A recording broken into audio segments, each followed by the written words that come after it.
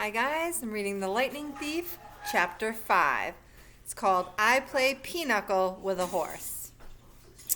I had weird dreams full of barnyard animals. Most of them wanted to kill me. The rest wanted food.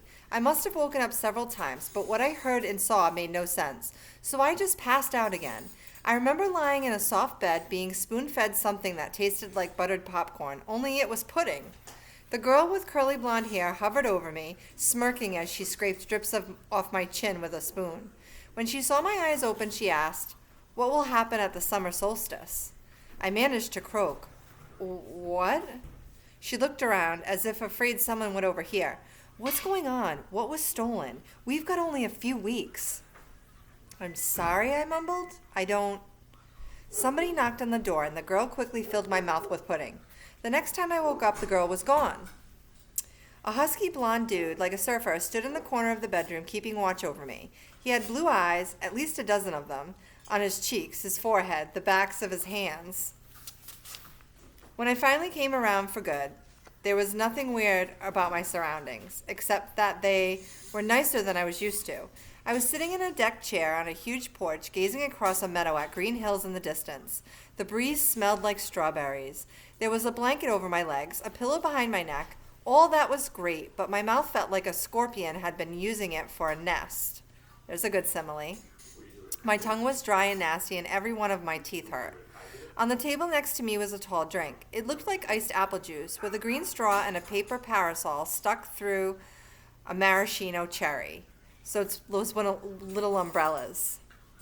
My hand was so weak I almost dropped the glass once I got my fingers around it. "Careful," a familiar voice said. Grover was leaning against the porch railing, looking like he hadn't slept in a week. Under one arm, he cradled a shoebox. He was wearing blue jeans, Converse high tops, and a bright orange t-shirt that said Camp Half-Blood. Just plain old Grover, not the goat boy. So maybe I'd had a nightmare. Maybe my mom was okay. We were still on vacation, and we'd stopped here at the big house for some reason. And... "You saved my life," Grover said. Well, the least I could do. I went back to the hill. I thought you might want this." Reverently, he placed the shoebox in my lap. Inside was a black and white bull's horn. The base jagged from being broken off. The tips splattered with dried blood. It hadn't been a nightmare. "The Minotaur," I said. Percy, it isn't a good idea to..." "That's what they call them in the Greek myths, isn't it?" I demanded. "The Minotaur, half man, half bull." Grover shifted uncomfortably. "You've been out for 2 days. How much do you remember?" "My mom, is she really..." He looked down. I stared across the meadow. There were groves of trees, a winding stream, acres of strawberries spread out under the blue sky. The valley was surrounded by rolling hills, and the tallest one, directly in front of us, was the one with a huge pine tree on top. Even that looked beautiful in the sunlight. My mother was gone. The whole world should be black and cold. Nothing should look beautiful. "I'm sorry," Grover sniffled. "I'm a failure. I'm the worst satyr in the world." Satyr is someone who's half human, half goat. He moaned, stomping his foot so hard it came off. I mean, the Converse high top came off. The inside was filled with styrofoam, except for a hoof-shaped hole. "Oh, sticks," he grumbled. Thunder rolled across this clear sky. As he struggled to get his hoof back in the fake foot, I thought, well, that settles it. Grover was a satyr. I was ready to bet that if I shaved his curly brown hair, I'd find tiny horns on his head, but I was too miserable to care that satyrs existed, or even minotaurs. So that was nice that Grover got him the horn. All that meant was my mom really had been squeezed into nothingness, dissolved into yellow light.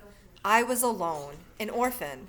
I would have to live with Smelly Gabe? No, that would never happen. I would live on the streets first. I'd pretend I was 17 and join the army. I'd do something. Grover was still sniffling. The poor kid. Poor goat. Satyr. Whatever. Looked as if he expected to be hit. I said, "It wasn't your fault." "Yes, it was. I was supposed to protect you." "Did my mother ask you to protect me?" "No, but that's my job. I'm a keeper. At least, I was." "But why?" I suddenly felt dizzy, my vision swimming. "Don't strain yourself, Grover. Here." He helped me hold my glass and put the straw to my lips. I recoiled at the taste because I was expecting apple juice. It wasn't that at all. It was chocolate chip cookies. Liquid cookies. And not just any cookies. My mom's homemade blue chocolate chip cookies, buttery and hot with all the chips still melting. Drinking it, my whole body felt warm and good, full of energy. My grief didn't go away, but I felt as if my mom had just brushed her hand against my cheek, given me a cookie the way she used to when I was small, and told me everything was going to be okay. Before I knew it, I drained the glass. I stared into it. Sure, I had just had a warm drink, but the ice cubes hadn't even melted. Was it good? Grover asked. I nodded. What did it taste like? He sounded so wistful. I felt guilty. Sorry, I said. I should have let you taste. His eyes got wide. No, that's not what I meant. I just wondered. Chocolate chip cookies, I said. My mom's homemade. He sighed. And how do you feel? Like I could throw Nancy Boba Fett 100 yards. That's good, he said. That's good. I don't think you could risk drinking any more of that stuff. What do you mean? He took the empty glass from me gingerly as if it were dynamite and set it back on the table. Come on, cheer on, and Mr. D are waiting. The porch wrapped all the way around the farmhouse. My legs felt wobbly trying to walk that far. Grover offered to carry the Minotaur horn, but I held on to it. I'd paid for that souvenir the hard way. I wasn't going to let it go. As we came around the opposite end of the house, I caught my breath. We must have been on the north shore of Long Island because on this side of the house, the valley marched all the way up the water, which glittered about a mile in the distance. Between here and there, I simply couldn't process everything I was seeing. The landscape was dotted with buildings that looked like ancient Greek architecture, an open-air pavilion, an amphitheater, a circular arena, except that they all looked brand new, their white marble columns sparkling in the sun. In a nearby sandpit, a dozen high school-age kids and satyrs played volleyball. Canoes glided across a small lake. Kids in bright orange t-shirts, like Grover's, were chasing each other around a cluster of cabins nestled in the woods. Some shot targets at an archery range.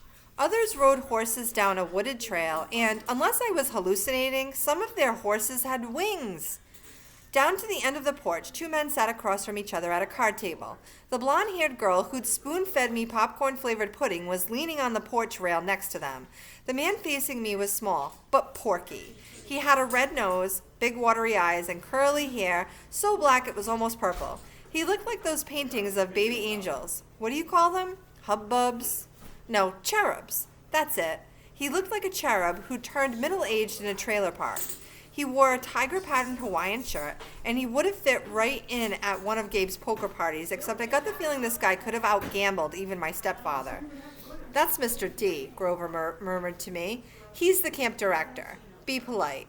The girl, that's Annabeth Chase. She's just a camper, but she's been here longer than just about anybody. And you already know Charon. He pointed at the guy whose back was to me. First I realized he was sitting in a wheelchair. Then I recognized the tweed jacket and thinning brown hair, the straggly beard. Mr. Brunner, I cried. The Latin teacher turned and smiled at me. His eyes had the mischievous glint that sometimes got in class when he pulled up a pop quiz and made all the multiple choice answers be. Ah, good, Percy, he said. Now we have 4 for Pinochle. He offered me a chair to the right of Mr. D, who looked at me with bloodshot eyes and heaved a great sigh. Oh, I suppose I must say it. Welcome to Camp Half-Blood. There. Now, don't expect me to be glad to see you.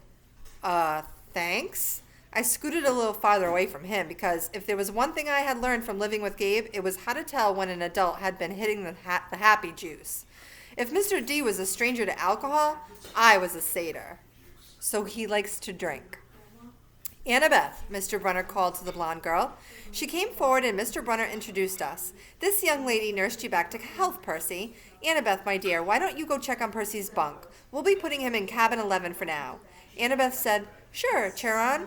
She was probably my age, maybe a couple of inches taller and a whole lot more athletic looking. With her deep tan and her curly blonde hair, she was almost exactly what I thought a stereotypical California girl would look like, except her eyes ruined the image. They were startlingly gray, like storm clouds. Pretty, but intimidating too, as if she were analyzing the best way to take me down in a fight. She glanced at the Minotaur horn in my hands, then back at me. I imagined she was going to say, "You killed the Minotaur," or "Wow, you're so awesome," or something like that. Instead, she said, "You drool when you sleep." Then she sprinted off down the lawn, her blonde hair flying behind her. "So," I said, anxious to change the subject, "you work here, Mr. Brunner?" "Not Mr. Brunner," the ex-Mr. Brunner said. "I'm afraid that was a pseudonym. You guys know that word from Malala. Pseudonym. An alias. You may call me Chiron." "Okay." Totally confused, I looked at the director. "And Mr. D, does that stand for something?" Mr. D stopped shuffling the cards. He looked at me like I just belched loudly. "Young man, names are powerful things. You don't just go around using them for no reason." "Oh, right. Sorry. I must say, Percy," Chiron Brunner broke in, "I'm glad to see you alive. It's been a long time since I've made a house call to a potential camper. I'd hate to think I've wasted my time." "House call?" "My year at Yancey to instruct you. We have satyrs at most schools, of course, keeping a lookout. But Grover alerted me as soon as he met you. He sensed you were something special, so I decided to come upstate. I convinced the other Latin teacher to take a leave of absence. I tried to remember the beginning of the school year. It seemed like so long ago, but I did have a fuzzy memory of there being another Latin teacher my first week at Yancey. Then without explanation, he had disappeared and Mr. Brunner had taken the class." "You came to Yancey just to teach me?" I asked. Chiron nodded. "Honestly, I wasn't sure about you at first. We contacted your mother, let her know we were keeping an eye on you in case you were ready for Camp Half-Blood. But you still had so much to learn. Nevertheless, you made it here alive, and that's always the first test." "Grover," Mr. D said impatiently, "are you playing or not?" "Yes, sir." Grover trembled as he took the fourth chair, though I didn't know why he should be so afraid of a pudgy little man in a tiger print Hawaiian shirt. "You do know how to play pinochle." Mr. D eyed me suspiciously. "I'm afraid not," I said. "I'm afraid not, sir," he said. "Sir," I repeated. I was liking the camp director less and less.